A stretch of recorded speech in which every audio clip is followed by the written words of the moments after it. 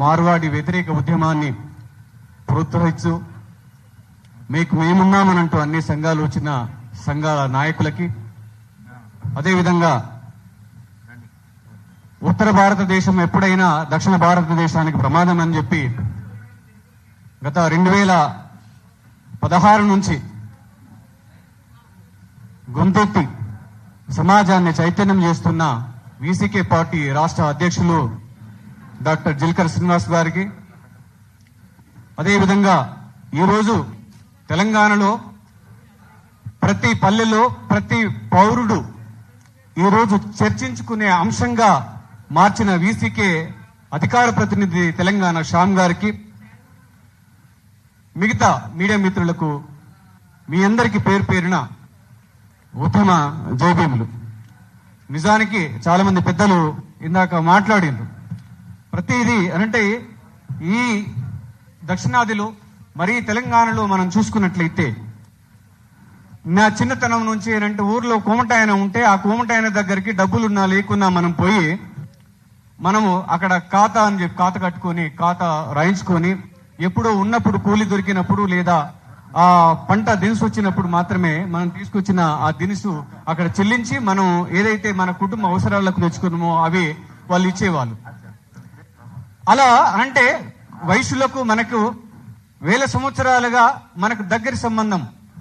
వాళ్ళు మన దగ్గర ఉన్నా లేకున్నా మనం తినకుంటే వాళ్ళు తినలేదు అని, అరే ఎందుకు తినలేదు అని చెప్పి పోషయ్య మైసయ్య ఎందుకు అట్లా బక్కగైనావు అని చెప్పి పిలుచుకొని మరి అప్పు ఇచ్చి దినుసులు ఇచ్చిన సందర్భాలు తెలంగాణ పల్లెలలో ఉన్నాయి.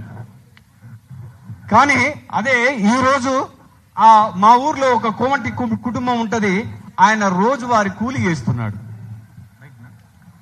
కూలికి పోతే తప్ప కుటుంబాన్ని పోషించని పరిస్థితికి వచ్చింది వయసులో పరిస్థితి. అదే విధంగా ఏదైతే విశ్వకర్మల పరిస్థితి కూడా, విశ్వకర్మల పరిస్థితి ఆ విధంగా అంటే దినదినం అధ్వానంగా మారుతుంది అనే విషయాన్ని మేము గత అంటే 2017 నుంచి చెప్తూనే వస్తున్నాము. మేము ఏది తెలంగాణలో ద్రవిడ సంస్కృతి వేదిక ద్వారా అదేవిధంగా వీసీకే పార్టీ ద్వారా మేము చేస్తూనే వస్తున్నాము. ఈ రోజు ఉద్యమం ఇంత పెద్దగా మారింది అంటే దానికి కారణము మొదట అంటే తెలంగాణ శ్యామును మనం అందరం అభినందించాల్సిన అవసరం ఉంది. ఏది వాళ్ళు ఈ రోజు తెలంగాణ శ్యామును చంపుతాం కొడతాము అని చెప్పి అంటున్నారు. అంటే మేమేమన్నా తెలంగాణ ప్రజలు ఏమన్నా చేతులు ముడుచుకొని ఉన్నాము ఏంది? మీ జనాభా ఎంత? మీరు ఏదైతే ఆర్థిక మూలాలతో బలంగా ఉండవచ్చు కానీ మేము జనాభా రీత్యా చాలా గొప్ప శక్తివంతులము. కొడుక ఖబర్దార్, ఇందాక మా బాపు ఏమన్నాడు, 1+2 ఒక్కరిని కొడితే మేము ఇద్దరిని కొడతాం. మా వీసీకే పార్టీ అదే నినాదం మొదటి నుంచి. కొడితే కొట్టండి, కాలుకు కాలు కన్నుకు కన్ను, చంపితే చంపేయండి అని చెప్పి మేము నినాదం ఇస్తూ వస్తున్నాం. కనుక మీ ఊకదంపుడు మాటలకు మీ యొక్క ఆర్థిక బలానికి మేము లొంగేది లేదు. అందుకోసం అని చెప్పి అంటే మీ యొక్క దుర్మార్గమైన విధానాన్ని తిప్పికొడుతూ మేము రాసుకున్న పాటను, తెలుగు నేల మీద మార్వాడోడు పెద్ద భూతంలో మారిండు మోసగాడు. తెలుగు నేల మీద మార్వాడోడు పెద్ద భూతంలో మారిండు మోసగాడు. అక్రమ వ్యాపారంలోన వీడు అదిగో అగ్రభాగంలోన నిలిచినాడు. కల్తీ సరుకులకేమో అడ్డా వీడు ఈడ దయ్యంలాగా దాపురించినాడు. తెలుగు నేల మీద మార్వాడోడు పెద్ద భూతంలా మారిండు మోసగాడు. 1000 జనాభున్న ఊరస్తాడు, పల్లె వాతావరణాన్నంత గమనిస్తాడు. మూల మలుపుల్లోన తిష్టేస్తాడు, పానీపూరి సులువు చేసి తినిపిస్తాడు. హాయి బాయి అంటూ మాట గలుపుతాడు, అలవాటు పడ్డాడ మన నాడి పడతాడు. తెలుగు నేల మీద మార్వాడోడు పెద్ద భూతంలా మారిండు మోసగాడు. అక్రమ వ్యాపారంలోన వీడు అదిగో అగ్రభాగంలోన నిలిచినాడు. పల్లెకుల వృత్తుల్ని చూసినాడు, ప్రజల అవసరాన్ని పసిగట్టినాడు. డూప్లికేటు మాలు తెచ్చినాడు, వాడు చేతి వృత్తుల చేతులిరిసినాడు. సాలేలా మగ్గాని నిలువున నరికిండు,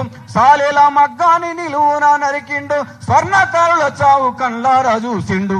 దక్షిణాదికొచ్చి మార్వాడోడు పెద్ద భూతంలా మారిండు మోసగాడు. తట్టబుట్టలల్లే మేదరల్లా బతుకుల్ని బాజారు కీర్చినాడు. మట్టి కుండలు చేసి అమ్మేటోల్లా నోట్లో మట్టి కొట్టి ఎదిగినాడు. మంగళి కత్తుల్ని మాలులో అమ్మిండు, మంగళి కత్తుల్ని మాలుల్లో అమ్మిండు. కమ్మరి కొలివికి కంప పెట్టిచ్చిండు. తెలుగు నేలకొచ్చి మార్వాడోడు పెద్ద భూతంలా మారిండు మోసగాడు. అన్ని వృత్తుల ఆక్రమించినాడు వాడు, ఆర్థిక వృక్షమై నిలిచినాడు. ప్రశ్నిస్తే దాడులే చేస్తున్నాడు, ప్రజల భయభాంతులకు గురి చేస్తున్నాడు. ఇంకా వీనిక్కడే ఉండకుండా మనము, ఇంకా వీనిక్కడ ఉండకుండా మనము మెడబట్టి మార్వాడి వాణ్ణి తరిమేద్దాము. ఇంకా వానిక్కడ ఉండకుండా మనం మెడబట్టి మార్వాడి వాణ్ణి తరిమేద్దాము, మెడబట్టి మార్వాడి వాణ్ణి తరిమేద్దాము. మనమంతా అంటే కలిసి కట్టుగా మార్వాడోడి మీద యుద్ధము చేయకుంటే వాడు మనలో ఉన్న ఎవరైతే కొన్ని అలవాట్లకు గురైన వాళ్ళను మరి మచ్చిక చేసుకుని వాళ్ళ ద్వారా మన మీద దాడి చేపించే ప్రమాదం ఉంది. ఈ మధ్యనే నేను చూసినాను, నాకు ఒక మిత్రుడు ఫోన్ చేసిండు, మనం ఇక్కడున్న కోమట్లు వ్యాపారంలో ఉన్నప్పుడు మనకి ఎలాంటి భాగస్వామ్యం లేదు, కోమట్లు మనకి ఏమైనా తక్కువ ఇచ్చిందా అని చెప్పి. కోమట్లు వాళ్ళు తక్కువ ఇచ్చినా తక్కువ ఇవ్వకున్నా మనకు మన ప్రాంతం వాడు, కానీ వీడు ఏ పని చేసినా వాడే అంటే ఉత్తరాదిలో నుంచి వచ్చే వాళ్ళని మాత్రమే వాడు పెట్టుకుంటాడు. కనుక మనం ఉత్తరాది go back, Marwari go back, ఉత్తరాది గో బ్యాక్. కనుక అంటే మన కల్చర్ని ధ్వంసం చేస్తున్నాడు. మనకు అంటే రాబోయే తరాలకు, రాబోయే మన యువతకు ఉద్యోగం లేకుండా, ఉపాధి లేకుండా అసలు మన సంస్కృతిని ధ్వంసం చేసే విధంగా వాడు ప్రయత్నం చేస్తున్నాడు. కనుక వాడి బ్రతుకును, వాడి వ్యాపార వర్గాలను, వాడి వ్యాపార సముదాయాలను ధ్వంసం చేసేంత వరకు మనం నిరంతరము పోరాటం చేయాలని మీ అందరికి విజ్ఞప్తి చేస్తూ థ్యాంక్ యూ అన్న. Thank you. జై భీమ్. థ్యాంక్ యూ అన్న మచ్చదేంద్ర అన్న.